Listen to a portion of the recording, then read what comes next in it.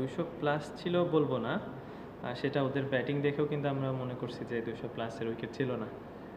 আমাদেরও আর্লি ব্যাটিংয়ে কিন্তু এরকম মনে হয়নি, বাট যখন একটা ব্যাটসম্যান উইকেটে থাকে, সময় নেয়, তখন তার কাছে মোর ইজি হয়, প্ল্যান করতে, এক্সিকিউশন করতে ইজি হয়, যেটা ওদের বলতে গেলে রিয়াদ ভাই করেছে, ফাহিম আশরাফ করেছে।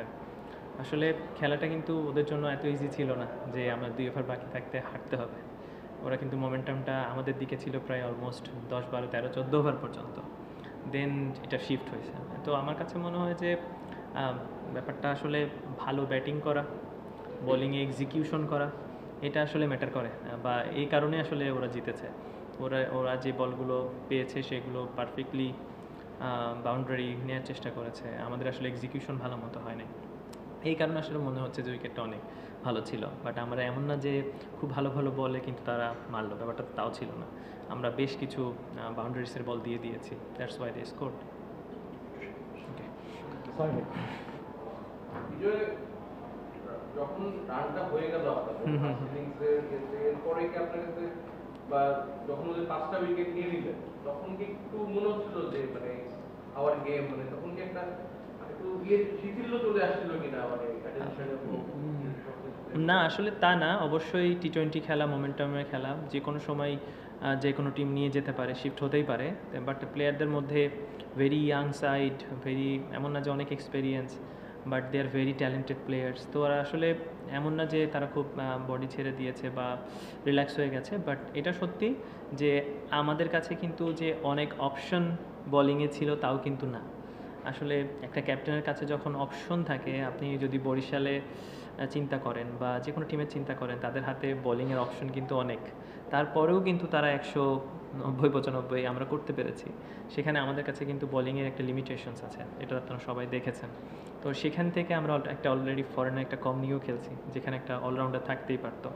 তো আমার মনে হয় আমাদের একটু অবশ্যই বোলিংয়ের একটু এক্সপিরিয়েন্সের ঘাটতি আছে, আদার দেন তাসকিন, এই বোলিং এক্সেপশনালি ওয়েল। ওর সাথে যদি কোনো একটা বোলার ভালো একটা এক্সিকিউশন করতে পারতো, ভালো একটা 4টা ওভার শেষ করতে পারতো, আমার মনে হয় গেমটা আমাদের কাছে থাকতো। বিজয়, আপনাদের যেটা বলছিলেন বোলিংয়ের ঘাটতি, তাসকিন ছাড়া এরকম মানে স্কোয়াডে কি মানে বিকল্প কেউ আছে বা আপনাদের ওই জায়গায় বিশাল একটা ঘাটতি আছে? আসলে বিশাল ঘাটতি বলবো না, এরা সবাই কিন্তু আসলে পারফর্ম করেছে। আসলে শফিউল ভাই দেখেছি আমরা লম্বা সময় ধরে বাংলাদেশ টিমে খেলেছে, এক্সপেরিয়েন্স। আমরা মোহর শেখ যে আছে সেও কিন্তু এনসিএলে ভালো বল করেছে, সুইং করাতে পারে, ডোমেস্টিকে ভালো করেছে। মৃত্যুঞ্জয় কিন্তু আপকামিং খুব ভালো একটা শেপে ছিল, বিপিএলের একটা এক্সপিরিয়েন্স আছে, এনসিএলও ভালো করেছে। আসলে আমরা যে যারা আছে তারা যে খারাপ করে টিমে আছে ব্যাপারটা তা না, they are performer, they are well capable, but বিপিএলের মতো মঞ্চে আসলে সব টপ প্লেয়ারদের আসলে জায়গা এখানে হয়। তো সেখানে আসলে অনেক সময় এক্সপিরিয়েন্সের কারণে অনেক সময় এক্সিকিউশন হতে পারে না, বা ক্রাউডের প্রেশার থাকে। আমার মনে হয় প্লেয়ার কেউ খারাপ না, বাট আশা করি তারা নিজেদেরকে এখানে শো করবে যে তারা কতটা ভালো। এটা ছাড়া আসলে ক্যাপ্টেনের কিছু করার থাকবে না, বা টিমেরও কিছু করার থাকবে না।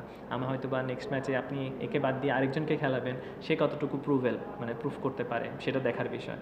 বাট আমরা আসলে চেষ্টা করব যেসব প্লেয়ার খেলবে তাদেরকে ব্যাক করার। এছাড়া যদি কোনো প্লেয়ার বাইরে থেকে আমরা আনতে পারি, যদি সেটা বিদেশি হতে পারে বা I don't know local players available কেমন আছে, সেটা নিয়ে আমরা কথা বলবো। লেটস সি এটাকে আমরা কীভাবে ম্যানেজ করতে পারি। লাস্ট ইয়ার ইয়াসির আলীকে বসিয়ে রাখা হতো, ম্যাচ দেওয়া হতো, তিনি ম্যাচ পেতে না, পারফরমেন্সের কারণে পেতে না। This year he started very well, একটা 94 রানের innings. What kept him motivated? উনি কি আপনার সঙ্গে খেলার সময় উনি কি আলোচনা করছিলেন, এবং এই ইনিংসটা ওনার জন্য কতখানি ইম্পর্টেন্ট ছিল টুর্নামেন্ট জুড়ে ওনাকে কনফিডেন্স দেওয়ার? এক্স্যাক্টলি, আমি আসলে যখন এই টিমের ক্যাপ্টেন সিলেক্ট হলাম, তখন আসলে আমার প্রতিটা প্লেয়ারের কাছে একটাই রিকোয়েস্ট আছে বা থাকবে সবসময় থ্রু আপ দ্য টুর্নামেন্টে। আসলে এখানেই এমন কিছু প্লেয়ার আছে যারা নিয়মিত না, বড় টিমে খেলার নিয়মিত খেলছে না, বা ন্যাশনাল টিমে আসতে চায়। সাপোজ আমার ক্ষেত্রেই বলেন, আপনি জিসানের ক্ষেত্রে বলেন, আপনি ইয়াসিরের ক্ষেত্রে বলেন, আকবরের ক্ষেত্রে বলেন, মুরাদ, সো দে আর মানে Mrityunjay, they are very capable, very close to national side. So তারা সবাই কিন্তু অন্য টিমে গেলে, বা হয়তো যদি রংপুর ধরেন বা বরিশাল ধরেন বা ওরকম যদি টিমে ধরেন, তাহলে কিন্তু ডিফিকাল্ট হবে হয়তো বা ম্যাচ খেলার ব্যাপারটা থাকে অনেক সময়। কিন্তু যখন এরকম একটা টিমে খেলে যারা মোটামুটি একটা ব্যালেন্স টিম, তাদের কিন্তু অপরচুনিটি যে পুরোটা ম্যাচ খেলার বা তাদেরকে একটা জায়গা ফিক্স থাকে। তো আমার শুধু একটা কথাই ছিল যে আসলে প্রুভের অনেক জায়গা আছে যে তুমি কতটুকু ক্যাপাবল। আসলে এই বিপিএলটা তোমাদের জন্য এনজয় করার জায়গা, যে তোমরা বেস্ট আউটকাম দেওয়ার চেষ্টা করো, দ্যাটস ইট। কারণ তুমি ম্যাক্সিমাম ম্যাচই খেলবা, সবাই আসলে জানে যে তারা খেলবে, কাউকে তো আসলে ড্রপ দেওয়ার কোনো ব্যাপারটা ওরকম নাই। তো সে ফ্রি আছে, রিল্যাক্স আছে। আই হোপ এটা একটা মানসিক বাড়তি সাহস দেয়। আপনি যখন এনসিএল খেলে, বিসিএল খেলে বা প্রিমিয়ার লিগ খেলে, তারা কেন পারফর্ম করে? তারা কিন্তু জানে যে আমি এই ম্যাচগুলো টুর্নামেন্ট সম্পূর্ণ খেলবো। 2টা ম্যাচ খারাপ হলে, 3টা ম্যাচ খারাপ হলেও কিন্তু তারা কাম ব্যাক করে। একটাই কারণ যে তারা কনফিডেন্স পায় কোচের কাছ থেকে, ক্যাপ্টেনের কাছ থেকে, যে সে থ্রু অফ দ্য টুর্নামেন্টটা খেলবে, তখনই আসলে আউটকামটা আসে। তা আমার মনে হয় ইয়াসির আপ্পি একটা ভালো জায়গা পেয়েছে, 4 নম্বরে ব্যাটিং করবে।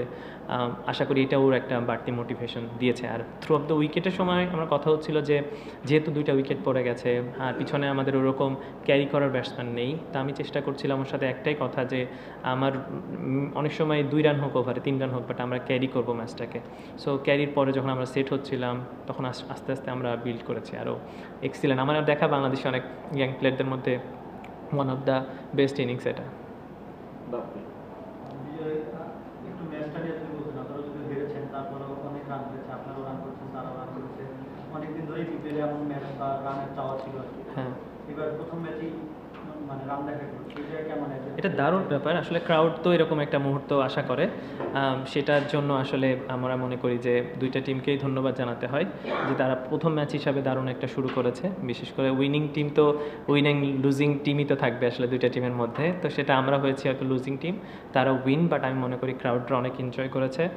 আসলে চেষ্টা করব রাজশাহী টিমের যেই প্লেয়ারগুলো আছে তারা যেন এরকম কনফিডেন্স নিয়ে নেক্সট ম্যাচগুলোতে নামতে পারে। আর ক্রাউডের জন্য একটা ভালো ম্যাচ ছিল। আর আমরা দেখে আসছি বিপিএলে কিন্তু প্রথম ম্যাচটা লো স্কোরিং হোক হাই স্কোরিং হোক, এর একটা টানটান উত্তেজনা থাকে, সেটা আজকে হয়তো ব্যতিক্রম হয়নি, বাট এই বছর শুরুটা দারুণ হয়েছে বিপিএলের। আশা করি এটা চলমান থাকবে।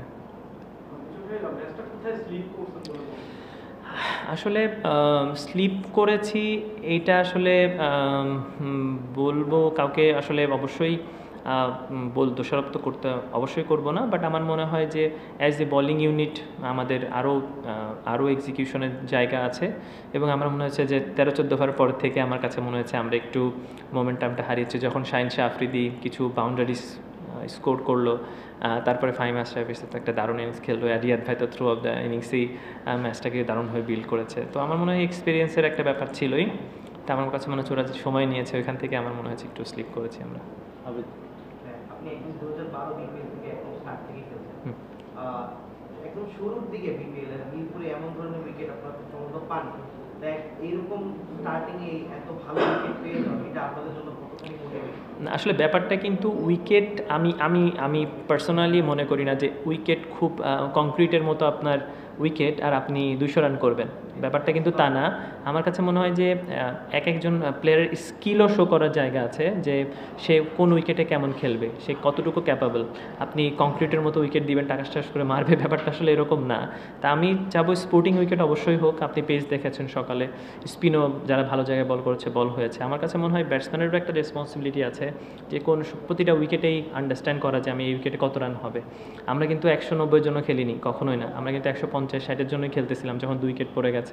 কিন্তু ওইটাকে যখন আমরা আস্তে আস্তে বিল্ড করলাম তখন কিন্তু মনে হচ্ছিল এটা 170-এ যাবে।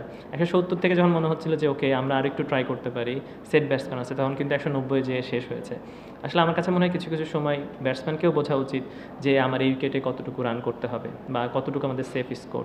সো আমার কাছে মনে হচ্ছে যে উইকেট ভালো ঠিক আছে, বাট ব্যাটসম্যানদেরও একটা অবশ্যই থ্যাঙ্কস বা বলতে হয় যে অবশ্যই ভালো ব্যাটিং করেছে। রিয়াদ ভাইয়ের ব্যাপারে একটু জানতে চাচ্ছিলাম যে ওনার তো গত 2টা সিরিজ ধরে দারুণ একটা ফর্মে আছে ইন্টারন্যাশনালি, প্লাস ওনার যে অভিজ্ঞতাটা আছে যে রান চেস করে থ্রু আউট দ্য ক্যারিয়ার তিনি এই জিনিস করে আসছেন, এইটার কারণে কি আজকে আপনারা মানে এত বড় স্কোর করেও পিছিয়ে পড়লেন কিনা? আসলে ডেফিনেটলি আপনি অবশ্যই অবশ্যই দেখেন, রিয়াদ ভাই, মুশফিক ভাই বাংলাদেশের এইরকম ম্যাচ অনেক অনেক খেলেছে এবং এইরকম ম্যাচ তাদের হাত থেকে আমরা অনেক জেতানো দেখেছি। বাংলাদেশকে জিতিয়েছে এবং তাদের যখন যখন তারা তার যেই টিমে খেলে তাদেরকেও জয়লাভ এনে দেয়। তো আমার কাছে মনে হয় তারা মোটামুটি জানে এবং তাদের ওই বিলিফটা আছে যে কীভাবে ম্যাচটা শেষ করতে হবে, সো যেটা অনেক বড় বড় প্লেয়ারদেরকে আমরা দেখি। তো আমার কাছে মনে হয় ওয়ার্ল্ডের মধ্যেও যদি বেস্ট কিছু ফিনিশার যদি আমি দেখি, তার মধ্যে ডেফিনেটলি মুশফিকুর রহিম, মাহমুদুল্লাহ রিয়াদ অবশ্যই পড়বে। তো এরকম একজন ওয়ার্ল্ড ক্লাস প্লেয়ার যখন ফর্মে থাকে, তখন অবশ্যই সবার মধ্যে একটা বাড়তি ফিয়ার কাজ করে, যেটা হয়তোবা আমাদের মধ্যে হয়তোবা বলেদের মধ্যে করেছে। বাট আমি মনে করি যে সে অসাধারণ একটা ইনিংস খেলেছে এবং দারুণ ফর্মে আছে, তার জন্য গুড লাক। আরও এরকম ইনিংস খেলুক বাংলাদেশ ক্রিকেটের জন্য। জি বলবেন? হ্যাঁ, বলতে চাচ্ছিলাম যে এই যে বাংলাদেশ টিমে যখন ইন্টারন্যাশনাল ম্যাচ খেলে আর কি, তখন বলা হয় যে বড় রানগুলো তারা করার যে অভ্যাসটা, এই জিনিসটা হয় না।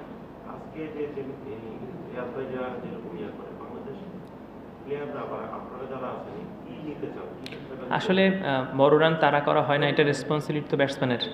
এটা তো রেসপন্সিবিলিটি আমাদের, যে আমরা কিভাবে শিখছি, আমরা কিভাবে এটাকে নিচ্ছি। তো আমার কাছে মনে হয় না পারবে না, ব্যাপারটা এরকম না। আমার কাছে মনে হয় তাদের শেখা উচিত বা আমাদের তাড়াতাড়ি শেখা উচিত যে আমরা কিভাবে এটাকে বড় রান করব। অবশ্যই রেসপন্সিবিলিটি আমাদেরকে নিতে হবে এবং তাদের মাধ্যমে দেখে শিখতে হবে। তাদের সাথে কথা বলে হোক, মাঠে দেখে হোক বা নিজে ট্রাই করে হোক, যখন আমাদের কাছে অপরচুনিটি আসবে আমাদের চেষ্টা করা যে এই ম্যাচগুলোকে আমরা কিভাবে শেষ করতে পারি। Last question. আচ্ছা, আপনি বলছিলেন যে 150-60 টার্গেটে শুরু করেছিলেন, সো 200 রানের মতো এখন সেফ না দেখলেন। এই পরবর্তী ম্যাচগুলোতে এটা কি আপনাদের উপর প্রেশার হবে কিনা যে 200 রানের বেশি, তো যেহেতু 200 রানের মতো সেফ হচ্ছে না, নাকি আপনি পরবর্তীতে এই রানটিকেই আবার টার্গেট করবেন? না, 10 ওভারে কিন্তু রান ওদের ছিল মানে 77 সামথিং লাইক 70-এর অ্যারাউন্ড এরকম সামথিং লাইক দ্যাট, বা 70-80। তখনও কিন্তু গেম আমাদের হাতেই ছিল। তখন কিন্তু যদি আমাদের রান টার্গেট থাকতো ওদের 160 রান, তখন কিন্তু গেম সিনারিও এরকমভাবেই চলতো। খেলাটা কিন্তু এভাবে লাস্টের দিকেই শেষ হতো। এমন না যে তারা 15 ওভারে খেলা শেষ করে দিত। যদি 160 রান টার্গেট হতো, তারা কিন্তু ওই 18-19 ওভার পর্যন্তই যেত। তো আমার কাছে মনে হয় যখন যেটা স্কোর বোর্ডে থাকে ব্যাটসম্যানরা ওইভাবেই ট্রাই করে খেলার। বাট আমাদের যেহেতু উইকেট পড়ে গেছে এবং আমি টপ অর্ডারে খেলি, বাট ইয়াসির মিডল অর্ডারে খেলে, তা আমাদের গেমটা ওইভাবে চেষ্টা করেছি। বাট সেম ক্ষেত্রে কিন্তু ওদের যেহেতু 5টা উইকেট পড়ে গিয়েছিল, সেখানে কিন্তু আমাদের চান্স সবসময় ছিল যে 1-2 উইকেট পড়লে রিয়াদ ভাই আউট হয়ে গেলে হয়তো বা মোহাম্মদ নবী ব্যাটিংয়ে আসতো, আমাদের হয়তো কিছু না কিছু অপরচুনিটি থাকতো, যেখানে তাসকিনের সাথে যদি আরেকটা বলার জাস্ট 20টা রান কম দিত বা 10টা রান কম দিত, বা এক ওভারে একটা 3টা 6 বা 2টা একটা 6-এর জায়গায় যদি 2টা 6 কম হতো, তাহলে কিন্তু আমরা লাস্ট পর্যন্ত এটাকে একটা মোমেন্টামকে নিয়ে যেতে পারতাম। তা আমার মনে হয় যে বোলিং ইউনিট আমাদের আরেকটু চিন্তা করা উচিত। আর আমি মনে করি ব্যাটিংটা 190 হয়েছে, এর মানে না যে সেই টিম প্রতিদিন 190 করবে। অনেক সময় 140-এর খেলা হবে, অনেক 160-এর খেলা হবে, এক সময় 200-র খেলা হবে। সেই যেটা হবে সেই অনুযায়ী আমরা ট্রাই করবো খেলার, সেই অনুযায়ী ট্রাই করবো আমাদের বলার জন্য এক্সিকিউট করতে পারে। ভাই, একটা মিডিয়ায় একটা রিপোর্ট এসেছে যে এবিপিএল এর যে 7 দল তারা কেউই কোনো ক্রিকেটারের পারিশ্রমিক আসলে পরিশোধ করেনি। এই ব্যাপারে আপনি একটু জানাবেন যে আপনারা পারিশ্রমিক পেয়েছেন কিনা 50%? না, আসলে আমরা এখনও পাইনি, কেউই পাই নাই। বাট আমার মনে হয় যে শুরু হয়েছে বিপিএলটা, আমরা আসলে কোনো প্রশ্ন বা কোনো কমপ্লিকেশন না তুলি প্লেয়াররা, আমরাও চাই না। আসলে বিপিএলটা সব ওয়ার্ল্ড ক্রিকেটে সবাই দেখে, এরকম কোনো নিউজ না আসুক আমাদের কাছে, বা আমরা দেখতে হয় ওয়ার্ল্ড ক্রিকেটে এভাবে নিউজ আসতেছে কোনো পারিশ্রমিক হচ্ছে না, বা আমরা পজিটিভ ওয়েতে চিন্তা করি। অবশ্যই একটা গোছালো পরিবেশ তৈরি হবে। আমাদের কিন্তু অনেক ড্রেসও আসছে অনেক দেরিতে, অনেকের গিয়ার্স আসছে অনেক দেরিতে। সো বিপিএলটাকে আমরা সবাইকে পজিটিভ ওয়েতে নিতে চাই। অবশ্যই মালিকরা না দিয়ে তো যাবে না, বা বিপিএলের যারা বিসিবি আছে তারাও তো আসলে এটাকে অর্গানাইজ করবে। তো আমরা অবশ্যই পজিটিভ ওয়েতে নিচ্ছি যে হ্যাঁ, সময়ের সাপেক্ষের কারণে হয়তো বা বিলম্ব হয়েছে, আশা করি তারা প্রপার ওয়েতে অর্গানাইজ করবে। ওকে, যাবে। বিসিবি আছে, সেটা বিসিবি আসলে অর্গানাইজ করবে ইনশাআল্লাহ। Thank you.